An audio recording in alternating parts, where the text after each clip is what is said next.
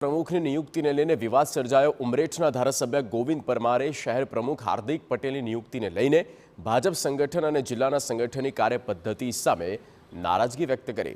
શહેર પ્રમુખ તરીકે નિમણૂક પામેલા હાર્દિક પટેલના પિતા પ્રકાશ પટેલ ઉમરેઠ એપીએમસીના ચેરમેન હોવાનો ધારાસભ્યે આરોપ લગાવ્યો અને દાવો કર્યો। એક જ પરિવારને હોદ્દો આપતા વિવાદ સર્જાયો છે। ધારાસભ્ય ગોવિંદ પરમારે હાર્દિક પટેલની નિયુક્તિને લઈ પ્રદેશ ભાજપને લખ્યો પત્ર। ધારાસભ્યનો આરોપ છે કે પ્રદેશમાં કોઈ તેમની રજૂઆતને સાંભળતું નથી। એમાં અમારા શહેર પ્રમુખ ઉમરેઠમાં જે નિમણૂક થઈ છે એ ખરેખર ગેરવાજબી છે અને પાર્ટીની વિરોધમાં છે। અમે લેખિતમાં આપ્યું હતું કે જે ચેરમેન એપીએમ ચેરમેન જે રહી ચૂક્યા છે એમનો દીકરો જો ચેરમેન થતો હોય પ્રમુખ તો ખરેખર એ થઈ શકે નહીં। ધારાસભ્યના આરોપો બિલકુલ પાયા વિહોણા હોવાનો પ્રકાશ પટેલે દાવો કર્યો।